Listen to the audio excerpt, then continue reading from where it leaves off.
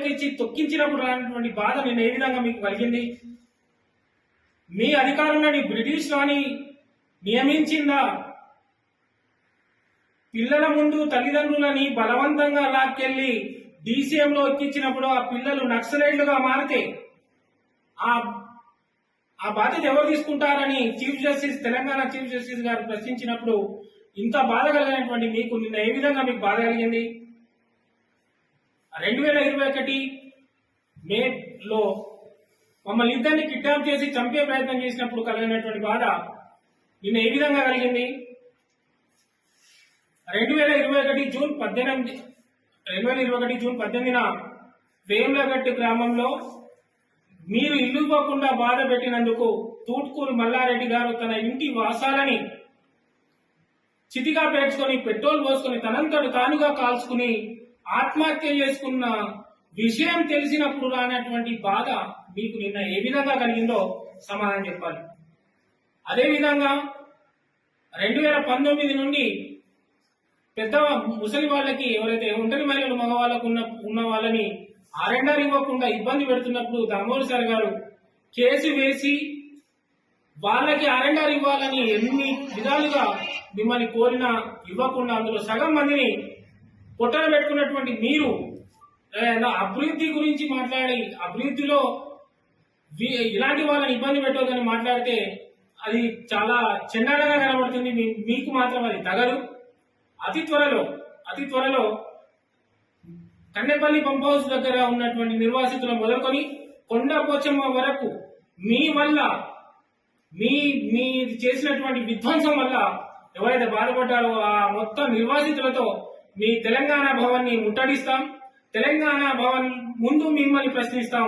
ఆ రోజు మీ యొక్క ఏడుపుని కాపాడి పెట్టుకోండి. ఆ రోజు ఏడుపులు మీరు చేసినటువంటి విధ్వంసం, మీ వల్ల నష్టపోయిన జీవితాలు ఆ రోజు మిమ్మల్ని ప్రశ్నించబోతున్నాయి. ఖచ్చితంగా కన్నెపల్లి నుండి కొండ పోచమ్మ సాగర్ వరకు ఉన్నటువంటి అన్ని ప్రాజెక్టుల నిర్వాసితులతో మీ తెలంగాణ భవన్ని ముట్టడించబోతున్నాం.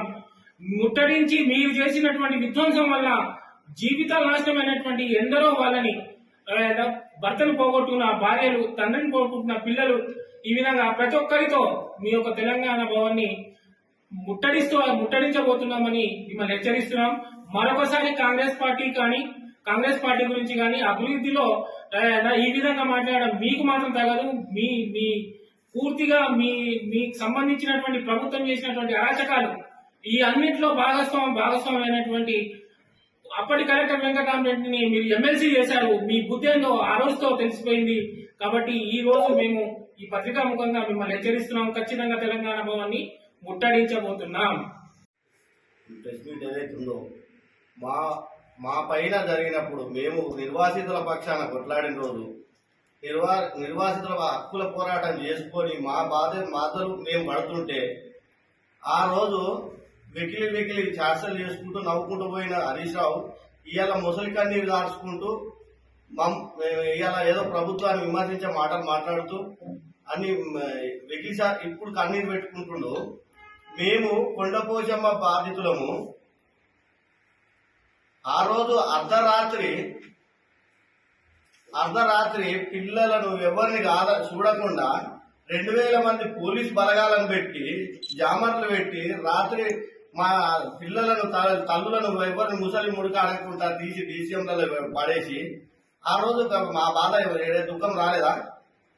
ఈ రోజు దుఃఖం వచ్చిందని మాట్లాడితే ఆ రోజు దుఃఖం లేదా? ఆ రోజు నుంచి ఈ రోజు వరకు కాల్ చేసిన రోజు నుంచి ఇప్పటి వరకు దళితుల కుటుంబాలను అందరిని తీసుకుపోయి కొండపోచమ్మ ప్రాజెక్టులో అందరి దళిత కుటుంబాలను తీసుకుపోయి ఈ రోజు స్టిల్ గుడిసెల లెక్క రేకులలో లేచి రేకులలో మగ్గి చనిపోతున్నారు. ఆ రోజు నీకు అధికారంలో ఉన్న మంత్రికి కనవలేదా? మేము మొరబెట్టుకుంటే మమ్మల్ని ఎక్కిలి ఛార్జీలు చేసుకుంటూ పోలీసులు కేసులు పెట్టలేదా? మా మీద ఎన్ని కేసులు పెట్టలే? హక్కుల గురించి మేము మాట్లాడిన రోజు ఏమన్నారు?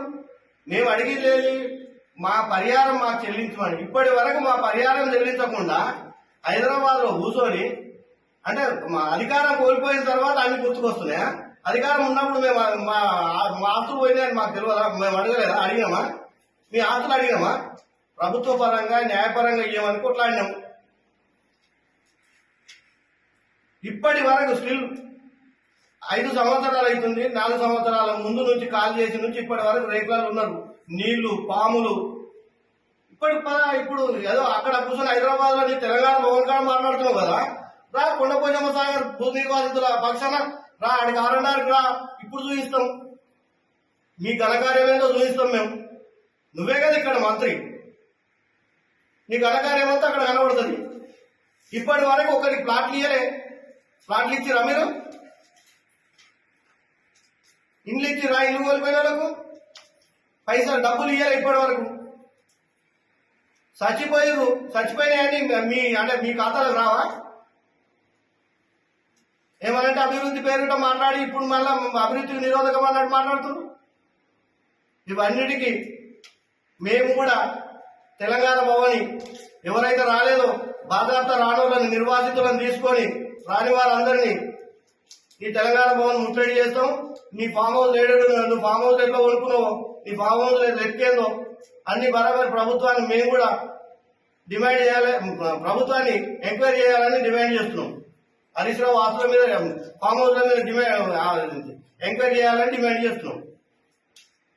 హైదరాబాద్లో తెలంగాణ భవన్లో హరీష్ రావు గారు, మాజీ మంత్రి గారు హరీష్ రావు గారు మాట్లాడుతూ పేదల కన్నీళ్లపై అభివృద్ధి చేయడం ఏంటని ప్రశ్నిస్తూ ఏడ్చారని వార్తలు వచ్చాయి.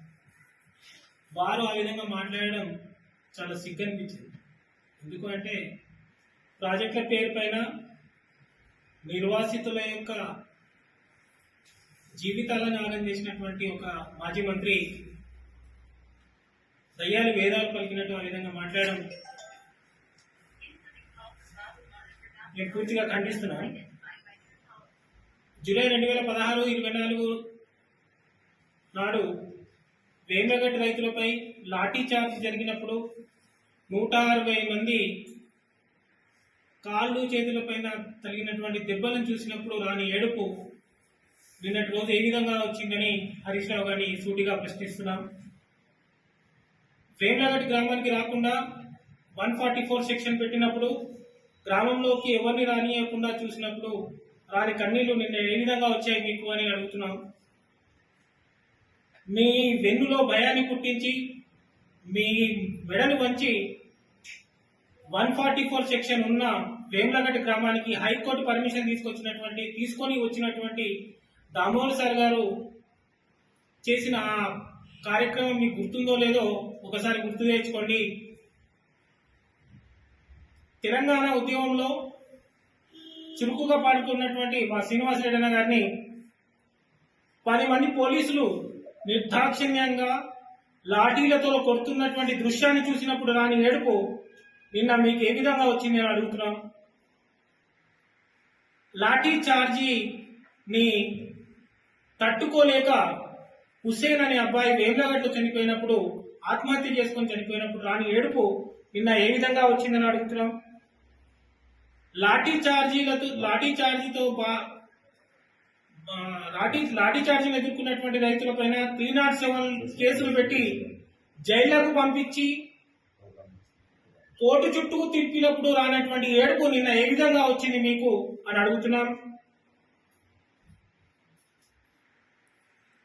మీ పార్టీకి చెందినటువంటి ఎంపీటీసీ, మా గ్రామానికి చెందినటువంటి ఎంపీటీసీ గారి చెయ్యి విరగొట్టినప్పుడు చూసిన దృశ్యాన్ని నప్పుడు రానటువంటి ఏడుపు నిన్న ఏ విధంగా వచ్చిందని అడుగుతున్నాం. మీ దాష్టికం వల్ల పల్లెపహాడ్లో నర్సయ్య ఆత్మహత్య చేసుకున్నప్పుడు రాని ఏడుపు నిన్న ఏ విధంగా వచ్చింది మీకు. ప్రాజెక్టు వల్ల కొన్ని వందల మంది ఆత్మహత్యలు చేసుకున్నారు.